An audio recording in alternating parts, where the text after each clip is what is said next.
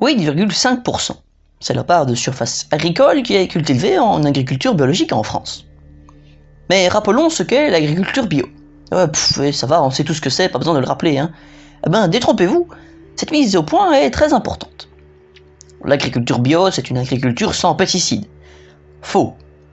L'agriculture bio, c'est une agriculture sans pesticides de synthèse. Nuance. Contrairement à une idée répandue, l'agriculture biologique n'interdit pas l'utilisation de pesticides et d'engrais. La plupart des exploitations en agriculture bio utilisent d'ailleurs des engrais, ou des pesticides. Le sulfate de cuivre, par exemple, est un pesticide utilisé en bio, qui entre notamment dans la composition de la bouillie bordelaise. Au total, il y a plusieurs centaines de pesticides et engrais autorisés en bio. La différence entre agriculture biologique et agriculture conventionnelle tient à l'origine des produits. En agriculture bio, les pesticides et engrais doivent être d'origine naturelle. C'est-à-dire qu'il doit s'agir de produits que l'on peut trouver dans les matières naturelles, comme le sulfate de cuivre minéral, alors qu'en agriculture conventionnelle, ils peuvent être synthétiques, c'est-à-dire fabriqués en laboratoire. La distinction entre pesticides chimiques ou naturels ne veut strictement rien dire en termes sanitaires, en termes de danger ou en termes d'effet sur l'environnement. Naturel signifie que les molécules existent à l'état naturel, qu'elles n'ont pas été inventées dans un laboratoire. Cela ne veut absolument pas dire qu'elles ne sont pas anodines ou sans danger. La nature nous a donné les amanites phalloïdes, la ciguë ou le curare, tout ce qu'il y a de plus naturel et tout ce qu'il y a de plus mortel. Parlons d'abord du cuivre et du soufre. Leurs usages principaux est d'éviter les moisissures comme le mildiou qui touche les fruits. Ce sont des produits qui font débat. Les autorités sanitaires européennes s'inquiètent de leurs effets sur la santé des humains et des sols. Le cuivre est un métal lourd qui s'y accumule et le stérilise. L'autorité européenne de sécurité des aliments a hésité avant de reconduire les autorisations pour le cuivre en 2018.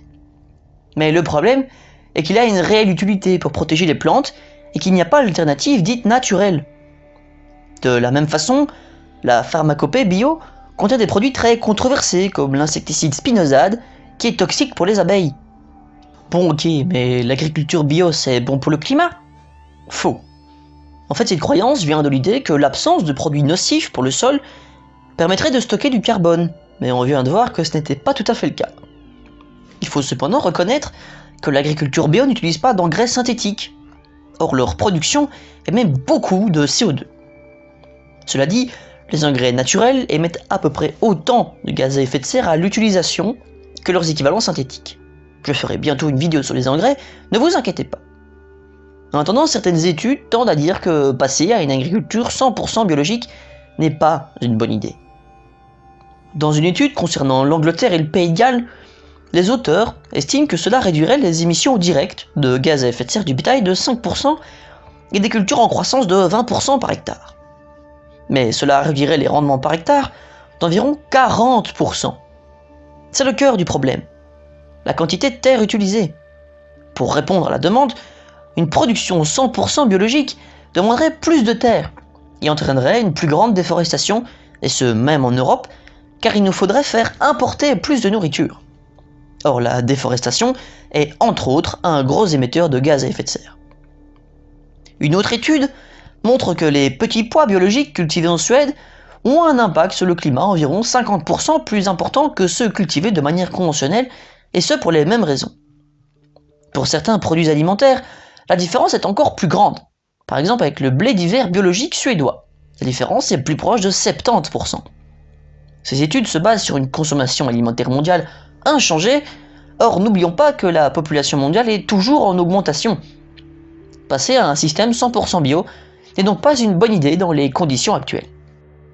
Mais avant de clore cette vidéo, j'aimerais préciser mon point de vue sur l'agriculture bio. En effet, dans cette vidéo, on pourrait croire que je suis plutôt contre. Je ne suis pas fondamentalement contre le bio.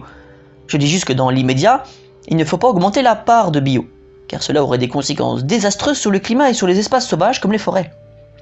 Il faut d'abord diminuer notre gaspillage alimentaire et faire en sorte que le maximum de ce que l'on produit soit mangé par des humains.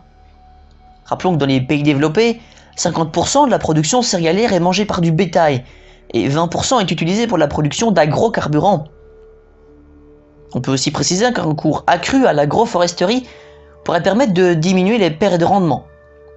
Toutes ces mesures cumulées pourraient ainsi permettre de passer à plus de bio sans contrepartie négative sur le climat. Je suis aussi plus favorable à ce que l'on traite les pesticides et engrais par rapport à leurs effets sur le biotope et sur la santé humaine que par rapport à leurs origines. En effet, il existe des pesticides avec un effet néfaste quasi inexistant. Cela me paraît plus logique et plus bénéfique pour la biodiversité de les classer comme tels. Pour ceux qui voudraient en savoir plus sur les agrocarburants, je vous mets ma vidéo sur le sujet en fin de vidéo. Idem pour l'agroforesterie et le gaspillage alimentaire. Et bien voilà, j'espère que cette vidéo vous aura plu. Si c'est le cas, n'hésitez pas à la partager et surtout abonnez-vous si ce n'est pas déjà fait.